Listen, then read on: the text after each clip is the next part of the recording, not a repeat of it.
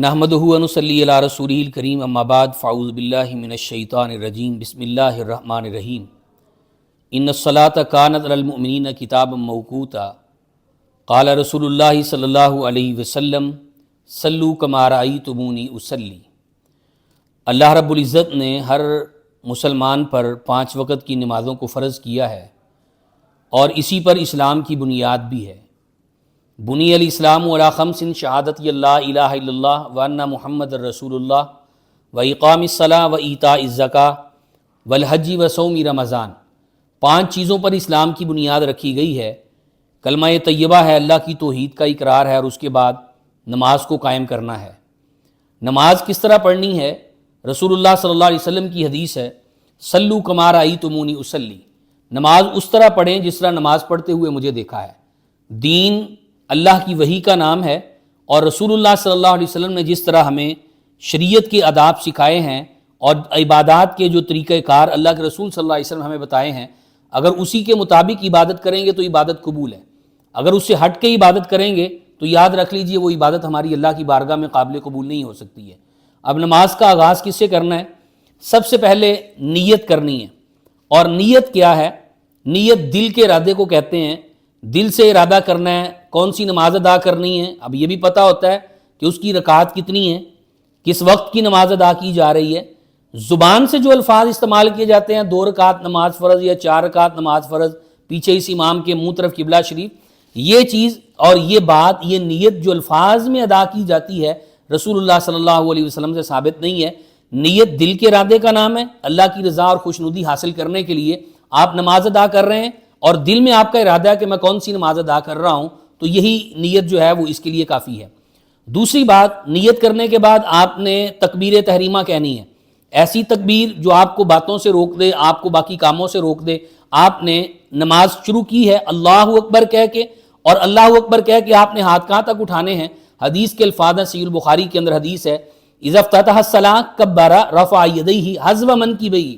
جب آپ نماز شروع کرتے رسول اللہ صلی اللہ علیہ وسلم، آپ اللہ اکبر کہتے اور اس کے بعد آپ اپنے ہاتھوں کو اٹھاتے حذو منکبیہ، اپنے کندھوں کے برابر۔ اور ایک حدیث کے الفاظ ہیں حذو فروع اذنیہ، کہ آپ اپنے کانوں کی لو کے برابر جو ہے وہ اپنے ہاتھوں کو اٹھاتے۔ تو اللہ کے پیغمبر صلی اللہ علیہ وسلم کا یہ طریقہ ہے۔ اچھا، یہ جو کانوں کو ہاتھ لگانا ہے نا، یہ کانوں کو ہاتھ لگانے کا طریقہ نبی صلی اللہ علیہ وسلم کی کسی صحیح حدیث سے ثابت نہیں ہے۔ یا اپنے کندھوں کے برابر ہاتھ اٹھائیں یا کانوں کی لو کے برابر ہاتھ اٹھائیں، اور اس کے بعد آپ اپنے ہاتھوں کو باندھ لیں۔ ہاتھوں کو باندھنے کا طریقہ کیا ہے؟ صحیح البخاری کے اندر ایک حدیث موجود ہے، رسول اللہ صلی اللہ علیہ وسلم کا ارشاد گرامی ہے، اور اللہ کے پیغمبر صلی اللہ علیہ وسلم کا طریقہ کار یہ تھا کہ اللہ کے رسول صلی اللہ علیہ وسلم وضع یدہ الیمنی علی ذراعیہ الیسری، اللہ کے رسول صلی اللہ علیہ وسلم اپنا دایاں ہاتھ اپنے بائیں ہاتھ کی کوہنی پر رکھتے تھے۔ عربی زبان میں ید جو ہے یہ انگلی سے لے کے پورے سے لے کے یہ آپ کی کا جو کندھا ہے نا، یہاں تک ید کا لفظ استعمال ہوتا ہے، ہاتھ۔ تو رسول اللہ صلی اللہ علیہ وسلم اپنا ہاتھ جو ہے وہ اپنی کوہنی پہ رکھتے تھے بائیں ہاتھ کی۔ اب دیکھیں، آپ ہاتھ کا کنارہ یا ہاتھ کا ایک سرا جو ہے اس کو آپ اپنی ذراع پہ رکھیں تو یہ سینے کے اوپر ہی آتا ہے، یہ ناف کے نیچے جاتا ہی نہیں ہے۔ تو صحیح بخاری سے یہ بات ثابت ہوتی ہے کہ اللہ کے رسول صلی اللہ علیہ وسلم اپنا ہاتھ جو ہے وہ اپنی ذراع پہ رکھتے تھے۔ اسی طرح ایک اور حدیث ہے، رسول اللہ صلی اللہ علیہ وسلم اپنا دایاں ہاتھ اپنے بائیں ہاتھ پہ رکھتے۔ صحیح ابن خزیمہ کے اندر حدیث موجود ہے، وہاں پہ واضح الفاظ موجود ہیں، اللہ کے رسول صلی اللہ علیہ وسلم اپنا دایاں ہاتھ اپنے بائیں ہاتھ کے اوپر رکھ کے علی صدرہ، اپنے سینے پر رکھا کرتے تھے۔ تو سینے پہ ہاتھ رکھنا جو ہے، ہاتھ باندھنا، یہ رسول اللہ صلی اللہ علیہ وسلم کی سنت ہے۔ نبی علیہ الصلوۃ والسلام جب اپنے ہاتھ باندھ لیتے تو اس کے بعد آپ کیا کرتے؟ افتتاح صلاۃ یعنی نماز کو کا آغاز کرنے کے لیے جو رسول اللہ صلی اللہ علیہ وسلم تھوڑی دیر خاموش رہتے تھے اور آپ یہ دعا پڑھتے تھے، اللہم باعد بینی و بین خطایا کما بعدت بین المشرق والمغرب، اللہم نقینی من الخطایا کما نقیت الثوب الابیض من الدنس، اللہم اغسل خطایا بالماء والثلج والبرد۔ یہ دعا بھی رسول اللہ صلی اللہ علیہ وسلم سے ثابت ہے۔ اور ایک دوسری دعا ہے سبحانک اللہم و بحمدک و تبارک اسمک و تعالی جدک و لا الہ غیرک۔ تو یہ دعائیں رسول اللہ صلی اللہ علیہ وسلم پڑھا کرتے تھے۔ آپ اللہم باعد بینی پڑھ لیں، یا سبحانک اللہم و بحمدک و تبارک اسمک پڑھ لیں، یا ایک اور دعا بھی ہے اعوذ باللہ السمیع العلیم من الشیطان الرجیم من ہمزہ و نفخہ و نفثہ۔ یہ دعا بھی نبی علیہ الصلوۃ والسلام پڑھا کرتے تھے۔ تو اللہ اکبر کہنے کے بعد تھوڑی دیر کے لیے جو امام خاموش رہتا ہے اس وقت جو ہے وہ یہ دعا آپ نے پڑھنی ہے. رسول اللہ صلی اللہ علیہ وسلم یہ دعا پڑھا کرتے تھے. اور پھر اس کے بعد اعوذ باللہ من الشیطان الرجیم بسم اللہ الرحمن الرحیم. قرآن کا آغاز ہم کر رہے ہیں الحمدللہ رب العالمین الرحمن الرحیم. سورۃ فاتحہ رسول اللہ صلی اللہ علیہ وسلم پڑھتے. یہاں پر بھی ایک مسئلہ جو ہے نا وہ قابل غور ہے. نبی علیہ الصلوۃ والسلام کی صحیح حدیث سے آپ نے فرمایا لا صلاۃ لمن لم یقرأ بفاتحۃ الکتاب. اس شخص کی نماز نہیں ہے جو نماز میں فاتحہ نہیں پڑھتا. نماز کی جس رکعت کے اندر فاتحہ آپ نے نہیں پڑھی وہ آپ کی رکعت نہیں ہوگی. یہ اللہ کے رسول صلی اللہ علیہ وسلم کا واضح فرمان ہے. بعض ہمارے بھائیوں کو غلطی لگی ہے یا مغالطہ لگا ہے, وہ یہ قرآن مجید کی آیت پیش کرتے ہیں وَإِذَا قُرِئَ الْقُرْآنُ فَاسْتَمِعُوا لَهُ وَأَنصِتُوا لَعَلَّكُمْ تُرْحَمُونَ, کہ جب قرآن پڑھا جائے تو تم خاموشی سے سنو. تو امام قرآن پڑھ رہا ہے تو پیچھے خاموشی سے سننا چاہیے. یہ وہ قرآن مجید کی آیت کو دلیل کے طور پہ پیش کرتے ہیں, حالانکہ یہ قرآن مجید کی جو آیت ہے یہ مکہ میں نازل ہوئی ہے. اور یہ جو فرمان رسول اللہ صلی اللہ علیہ وسلم کا لا صلاۃ لمن لم یقرأ بفاتحۃ الکتاب یہ مدینے کا ہے. اب اس میں عموم ہے لا صلاۃ لمن لم یقرأ, اس شخص کی نماز نہیں ہے. لا صلاۃ, اس طرح ہم کہتے ہیں لا الہ الا اللہ, اللہ کے علاوہ کوئی معبود نہیں. لا نبی بعدی, نبی علیہ الصلوۃ والسلام کے بعد کوئی نبی نہیں ہے. بالکل لائے نفی جنس وہاں پر بھی ہے اور لائے نفی جنس یہاں پہ بھی ہے. کوئی نماز نہیں ہے, فرض ہو, نفل ہو, نماز جنازہ ہو, امام کے پیچھے ہو, اکیلے ہو, سفر کی نماز ہو, حضر کی نماز ہو, کوئی نماز بھی ہو, لا صلاۃ لمن لم یقرأ بفاتحۃ الکتاب, اس شخص کی نماز نہیں ہے جو نماز میں فاتحہ نہیں پڑھتا. تو لہذا فاتحہ پڑھنا یہ نماز کا حصہ ہے اور یہ نماز میں ضروری ہے. اسی طرح فاتحہ کے بعد آپ کوئی 7 سورت میں لا لیں, اور جب امام وللضالین کہے تو آپ نے کیا کہنا ہے؟ حدیث کے الفاظ ہیں اذا قال الامام وللضالین فقولوا آمین. اور مقتدی اور امام کیسے آمین کہے گا؟ اذا امن الامام فامینوا, جب امام آمین کہے تو تم بھی آمین کہو. اور ایک حدیث کے الفاظ ہے فقولوا آمین مد بہا صوتہ رفع بہا صوتہ, آمین کے ساتھ اپنی آواز کو بلند کریں, اپنی آواز کو لمبا کریں. تو یہ رسول اللہ صلی اللہ علیہ وسلم کی تعلیمات ہیں.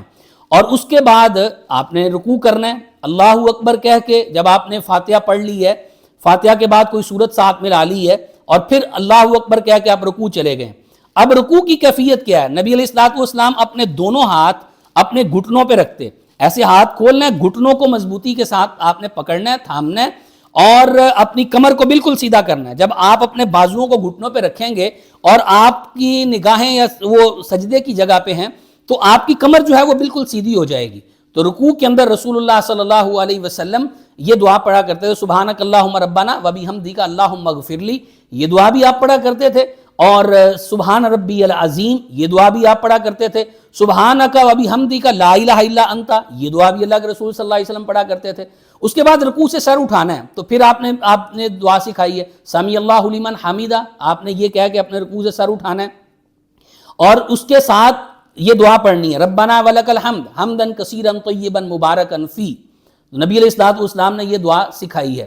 اچھا, ایک مسئلہ یہاں پر اور بھی سمجھنے والا ہے کہ رسول اللہ صلی اللہ علیہ وسلم کی حدیث سے یہ بات ثابت ہے کہ آپ جب نماز شروع کرتے رفع الیدین کرتے, رکوع جاتے رفع الیدین کرتے, رکوع سے سر اٹھاتے آپ رفع الیدین کرتے. اور یہ بات صحیح بخاری کے اندر موجود ہے, 5 حدیث صحیح بخاری کے اندر موجود ہیں, اسی طرح صحیح مسلم میں موجود. حدیث کی تمام کتب کے اندر رفع الیدین کرنے کا طریقہ بھی موجود ہے, اور رفع الیدین کے حوالے سے رسول اللہ صلی اللہ علیہ وسلم کی حدیث اور عمل بھی موجود ہے کہ اللہ کے رسول جب نماز شروع کرتے اذا افتتح الصلاۃ کبر رفع یدیہ حذو منکبیہ واذا رکع رفع یدیہ واذا رفع رأسہ من الرکوع رفع یدیہ. آپ رکوع جاتے رفع الیدین کرتے, رکوع سے سر اٹھاتے آپ رفع الیدین کرتے, اور جب رکوع سے آپ کھڑے ہو گئے ہیں اب آپ نے سجدے میں جانا ہے. سجدے میں رسول اللہ صلی اللہ علیہ وسلم نے فرمایا 7 اعضاء پہ سجدہ کیا جاتا ہے. 2 پاؤں ہیں, پاؤں کے پنجے, آپ پاؤں کھڑے کریں, پاؤں نصب کریں, اور اس کی انگلیاں جو ہیں وہ قبلے کی جانب ہونی چاہیے. اسی طرح 2 گھٹنے زمین پہ لگنے چاہیے, 2 ہاتھ زمین پہ لگنے چاہیے, ہاتھوں کی انگلیاں جو ہیں وہ قبلے کی جانب ہونی چاہیے.